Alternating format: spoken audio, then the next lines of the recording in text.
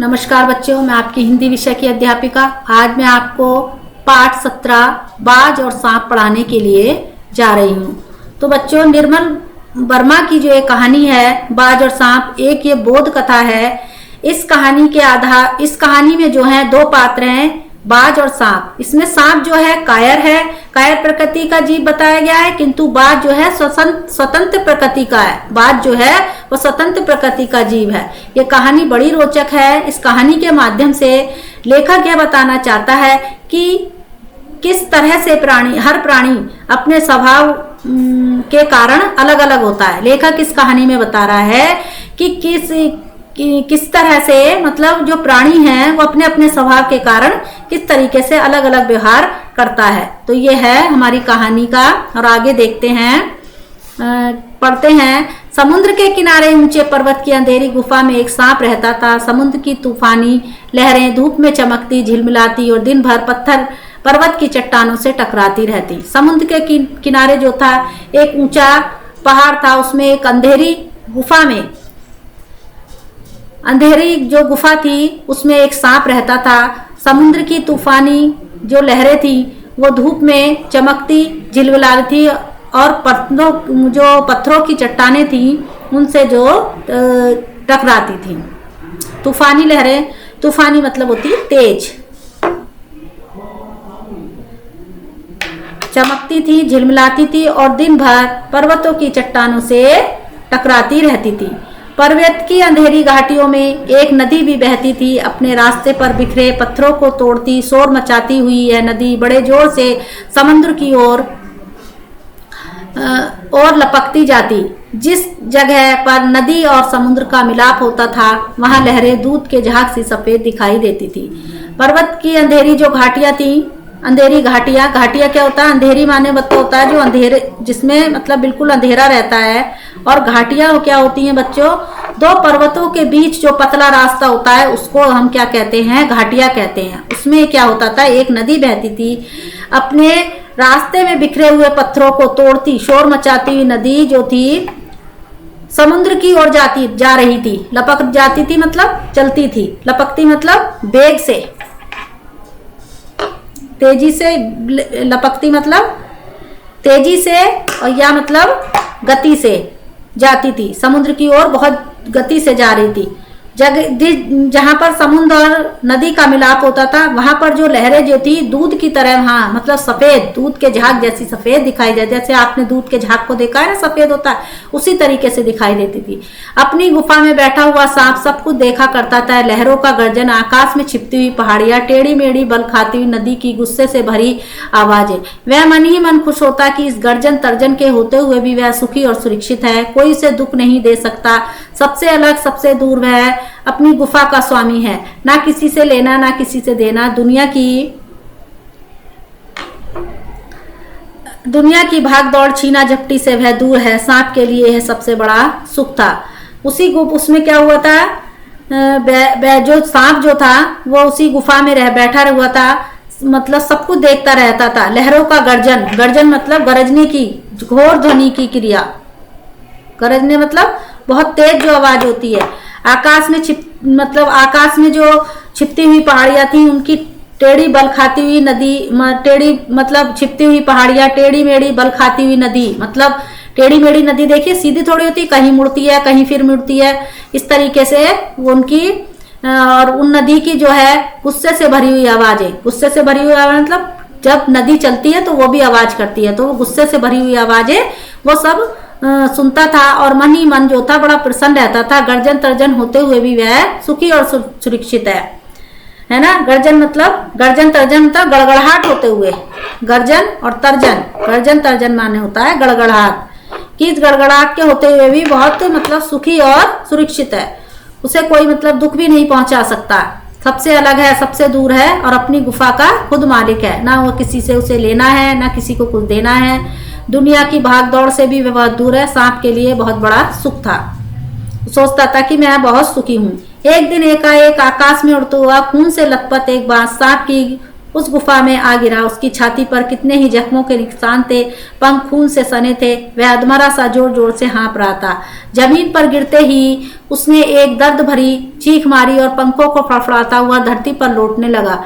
डर से सांप अपने कोने में सुकड़ गया, किंतु दूसरे ही क्षण उसने भाप लिया कि बाज जीवन की अंतिम सांसें गिन रहा है और उससे डरना बेकार है। यह सोचकर उसकी हिम्मत बंधी और रेंगता हुआ वह घायल पक्षी के पास गया। क्या हुआ, एक दिन आकाश में जो उड़ता हुआ एक पक्षी था, बाज जो था, वो खून से लथपथ, खून में सना हुआ मतलब भीगा हुआ, लथपथ माने होता है भीगा हुआ।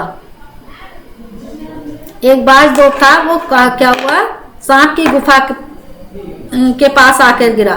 उसकी जो छाती मतलब सीना था, उस पर जख्मों के मतलब बहुत सारे निशान थे, मतलब बहुत सारे जख्म थे।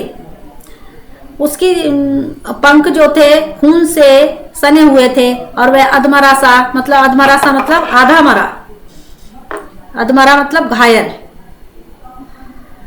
अधमरा आधा मरा या घायल भी। और वह जोर जोर से हाँफ रहा था, मतलब उसकी सांस की जो गति थी वो बहुत तेज हो रही थी। हाँफ रहा मतलब सांस की गति बहुत तेज थी।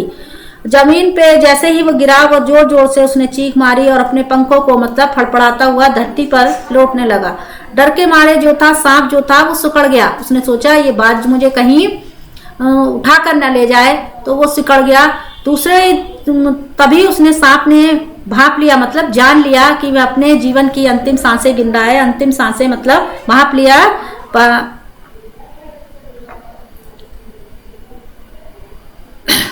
भाप लिया मतलब एहसास कर लिया कि जीवन की अंतिम सांसें मतलब खत्म होने वाला है और अब उससे डरना बेकार है। उसकी हिम्मत बंध गई और वो जो रेंगता हुआ सांप जो था, रेंगता हुआ घायल जो पक्षी था बाज, उसके पास आ गया। उसकी तरफ कुछ देर देखता रहा, फिर मन ही मन खुश हुआ। बोला, क्यों भाई इतनी जल्दी मरने की तैयारी कर ली? मतलब वह बड़ा खुश, मन तो बहुत खुश हुआ और फिर कहने लगा, तुम इतनी जल्दी मतलब मर रहे हो? बाज ने एक लंबी आह भरी, ऐसा ही दिखता है, आखिरी घड़ी आ पहुंची है, लेकिन मुझे कोई शिकायत नहीं है। मेरी जिंदगी भी खूब रही भाई, जी भरकर उसे भोगा। जब तक शरीर में ताकत रही, कोई सुख ऐसा नहीं बचा जिसे ना भोगा। दूर दूर तक उड़ाने भरी आकाश की असीम ऊंचाइयों को अपने पंखों से नाप लिया। तुम्हारा बड़ा दुर्भाग्य है, तुम जिंदगी भर आकाश में उड़ने का आनंद कभी नहीं उठा पाओगे। बाज ने एक लंबी आह भरी, आह माने होता है मतलब आवाज।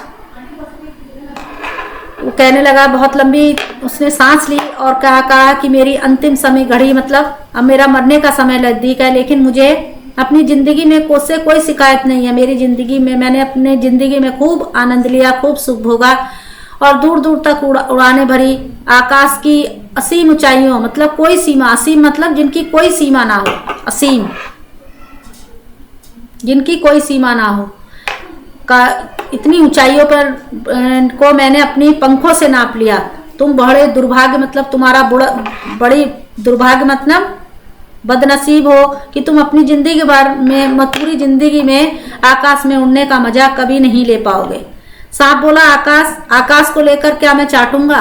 आकाश में आखिर रखा क्या है? क्या मैं तुम्हारे आकाश में रेंग सकता हूँ? ना भाई, तुम्हारा आकाश तुम्हें ही मुबारक। मेरे लिए तो ये गुफा भली है, इतनी आरामदेह और सुरक्षित जगह और कहाँ होगी। वो कह रहा है, सांप बोला कि आकाश का मैं क्या करूंगा? आकाश में है ही क्या? मैं तुम्हारे आकाश में क्या रेंग पाऊंगा? वो कह रहा है, नहीं भाई तुम्हारा, वो कह रहा है नहीं ना भाई, तुम्हारा आकाश तुम्हें ही मुबारक हो। मेरे लिए तो ये गुफा ही अच्छी है, इतनी आराम और सुरक्षित की जगह और कहाँ हो सकती है। बच्चों, आपने देखा है कि हम जो पृथ्वी पर रहने वाले हैं वो आकाश में नहीं रह सकते और जो आकाश में रहने वाले हैं वो पृथ्वी पर नहीं रह सकते। सबको अपनी जगह अच्छी लगती है। सांप ने मन ही मन बाज की मूर्खता पर हंस रहा था। वह सोचने लगा, आखिर उड़ने और रेंगने के बीच कौन सा भारी अंतर है? अंत में तो सबको भाग्य में मरना ही लिखा है। शरीर मिट्टी का है और मिट्टी में ही मिल जाएगा। सांप अपने मन ही मन में बाज की जो बातें थी उन पर हंस रहा था और सोच रहा था, आखिर उड़ने में और रेंगने में मतलब नीचे चलने में कौन सा भारी, कुछ भी अंतर नहीं है। अंत में सबको मरना ही है और शरीर जो हमारा मिट्टी का है और मिट्टी में ही मिल जाएगा। अचानक बाज ने अपना सर झुका हुआ सिर ऊपर उठाया और उसकी दृष्टि सांप की गुफा के चारों ओर घूमने लगी। चट्टान में पड़ी दरारों में पानी गुफा में टपक रहा था। सीलन और अंधेरे में डूबी गुफा में एक भयंकर दुर्गंध फैली हुई थी, मानो कोई चीज बरसों से पड़ी पड़ी सड़ रही हो। अचानक बाज ने जो अपना सर, जो झुका हुआ सर था, ऊपर उठाया। उसने चारों तरफ दृष्टि मतलब अपनी निगाह डाली। गुफा के चारों ओर अपनी निगाह दौड़ाई। चट्टानों में जो थी बड़ी बड़ी दरार पड़ी थी, उसमें पानी जो था गुफा में टपक रहा था। सीलन की इतनी मतलब बहुत भयंकर बदबू उसकी गुफा में से आ रही थी, मानो ऐसा लग रहा था कि कोई चीज बहुत सालों से यहाँ पड़ी पड़ी सड़ रही हो।